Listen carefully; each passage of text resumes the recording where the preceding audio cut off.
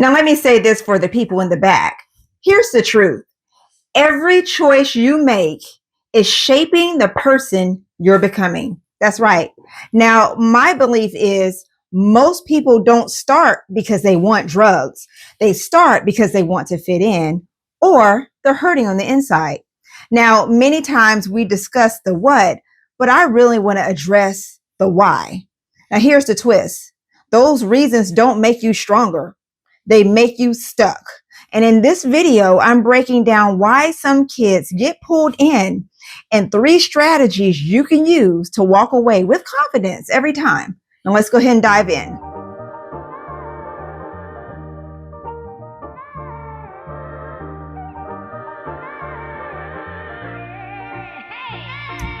Now, sometimes it feels like the only way to fit in is to go along with everyone, with everything else that everyone is doing. Or maybe you feel like something's missing on the inside, like you're sad, you're angry, and you just don't measure up. Now, those are real feelings, and those feelings do matter. But here's the truth.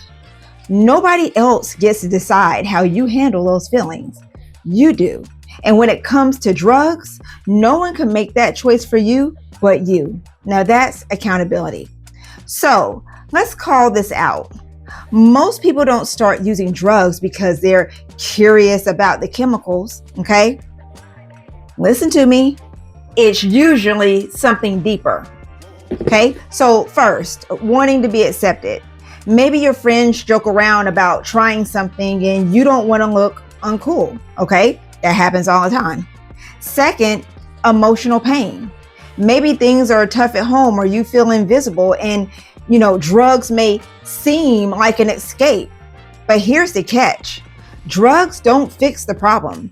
They just create a new one. Did you hear what I said? They just create a new one.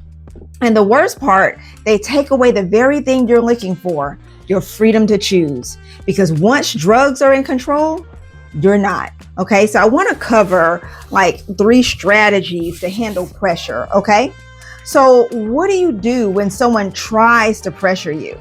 Here are 3 moves that you can actually use. All right. 1, I'm gonna tell you right now, say it, don't stall, don't hesitate. Be direct, say no, I don't do that. Simple, it's confident, and you don't need a speech. Just stand firm. And you gotta be okay with their reaction, whether their response supports your decision or not. All right. Tip 2.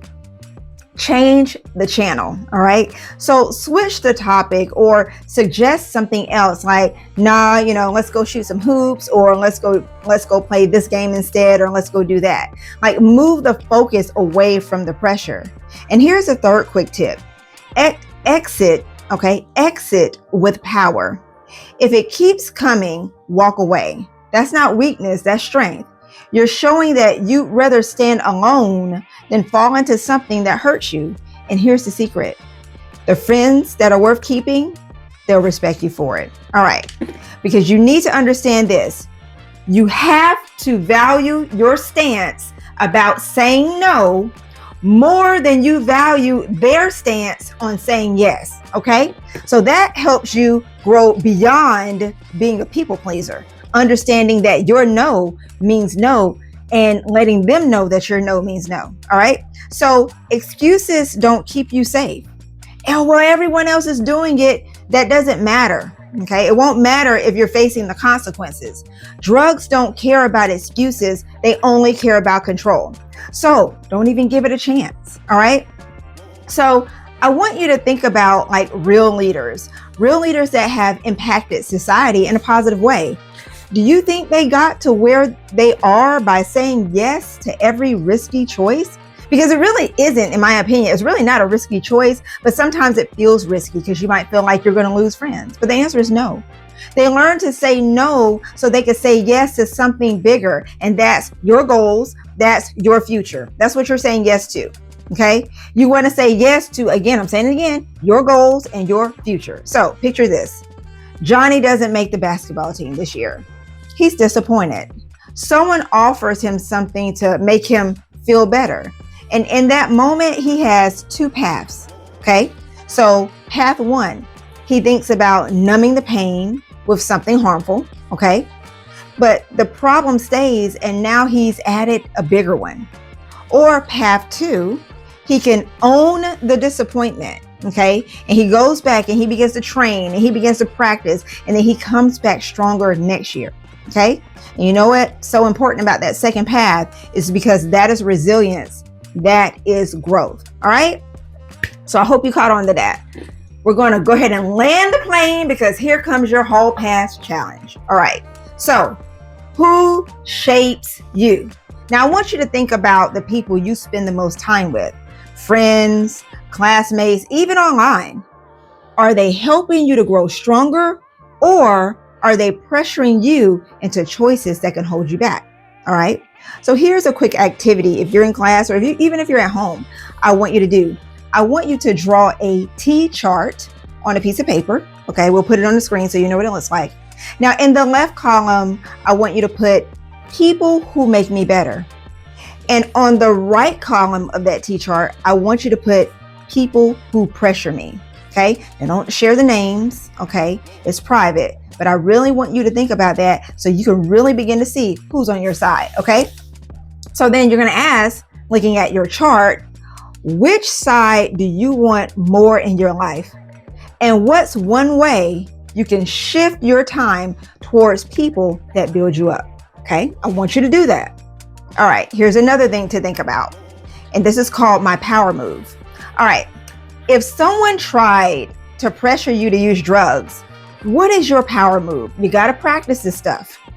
Which of the 3 strategies would you use? Would you say it? Would you change it? Or exit? So let me talk more about it.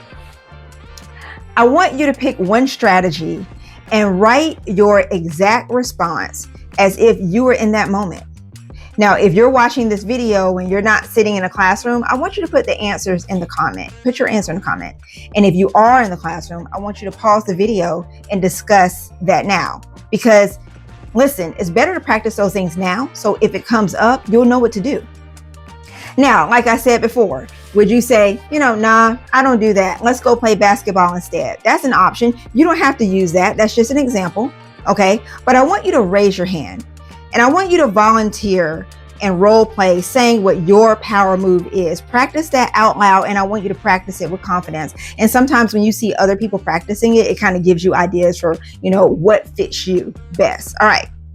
So here's the bottom line. Drugs don't make you smarter. They don't make you stronger, and they don't make you cooler. I don't care what anybody tells you, but your choices do. Every no to a pressure situation is a yes to your future. So when it comes to Red Ribbon Week, I want you to remember this. Your choices don't just shape you today. They shape who you're becoming tomorrow. And I don't ever want you to forget this. Either you master accountability now, or accountability will master you. Now, if you found this video helpful, I want you to watch this other video right here, and I'll see you over there.